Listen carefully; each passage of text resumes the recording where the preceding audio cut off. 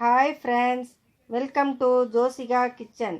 நவராத்திரி விழா வந்தது எப்படி, கொலு வைப்பது ஏன் என்பது பற்றி பார்ப்போம். முன்னொரு காலத்தில் சும்பன் நிசும்பன் என இரு அசுரர்கள் இருந்தார்கள். அவர்கள் தெய்வங்களிடம் வரம் பெற்று தங்களை அழிக்க யாருமில்லை என்று தலைக்கணம் பிடித்து தெரிந்தார்கள். அவர்களது ஆட்சி காலத்தில் மக்கள் மிகவும் துன்பப்பட்டனர். தவசீலர்களால் வேள்விகளை செய்ய முடியவில்லை. இப்படியே போனால் மக்கள் மகிழ்ச்சியாக வாழ முடியாது என்று எண்ணிய தேவர்கள் மகாவிஷ்ணுவிடமும் சிவனிடமும் முறையிட்டனர். அவர்கள் பிரம்மனையும் சேர்த்து கொண்டு என்ன செய்வது என ஆலோசித்தனர்.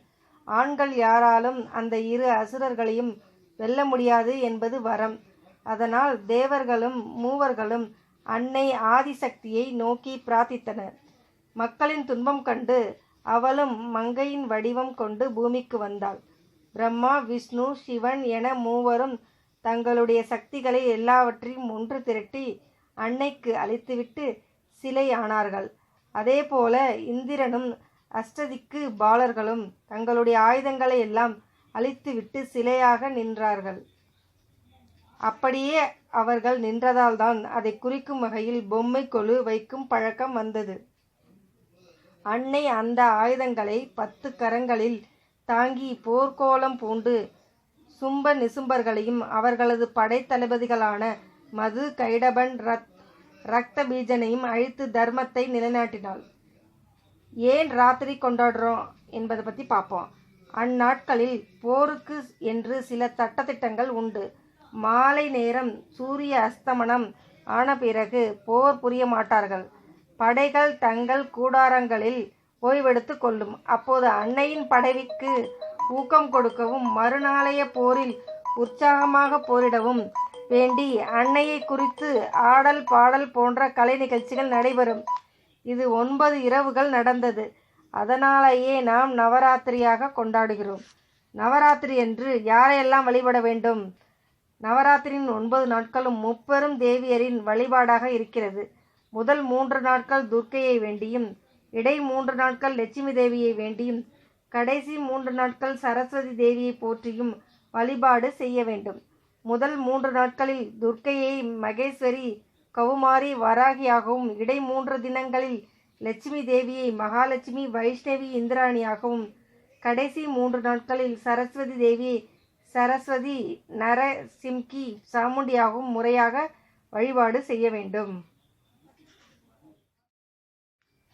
நவராத்திரி 9 நாட்களின் மகிமை.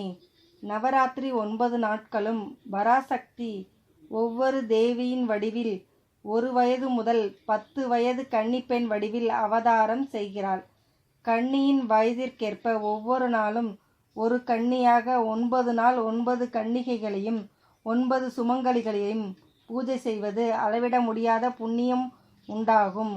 குமாரி, திருமூர்த்தி, கல்யாணி, ரோஹிணி, காளி, சாண்டிகா, சாம்பவி, துர்கா, சுபத்ரா என்ற பெயர்களால் 9 நாட்களும் பூஜிக்கப்பட வேண்டும். அனைத்திலும் தேவியே உள்ளாள் என்பதை உலகுக்கு உணர்த்தவே நவராத்திரி நாட்களில் கொலு வைக்கப்படுகிறது. பராசக்தி அசுரர்களுடன் சண்டையிட்ட போது தேவர்கள் பொம்மை மாதிரி நின்று கொண்டிருந்ததை காட்டத்தான் பொம்மை கொலு வைப்பதாகவும் சொல்வதுண்டு. இந்த 9 நாட்களில் தினமும் பகலில் சிவ பூஜையும் இரவில் அம்பிகை பூஜையும் செய்வதே சரியான வழிபாடாகும். பகலில் 1008 சிவ நாமாவளிகளை ஜெபித்து வழிபட்டால் பலன்கள் கிடைக்கும். தசரதனின் மகன் ராமர்தான் முதலில் கொண்டாடினார். அதன் பின் தான் அவருக்கு சீதை இருக்குமிடம் தெரிந்தது என்று கூறப்படுவதும் உண்டு. நவராத்திரி ஏன் கொண்டாடுறோம், கொலு ஏன் வைக்கிறோம் என்கிறத பற்றி பார்த்தோம். இது கோயிலில் எடுத்த கொலு ஆகும். இந்த வீடியோ உங்களுக்கு பிடிச்சிருந்தா லைக் பண்ணுங்கள், ஷேர் பண்ணுங்கள், கமெண்ட் பண்ணுங்கள், சப்ஸ்கிரைப் பண்ணுங்கள். மறக்காமல் பக்கத்தில் இருக்க பெல் ஐக்கானை கிளிக் பண்ணுங்கள். நன்றி.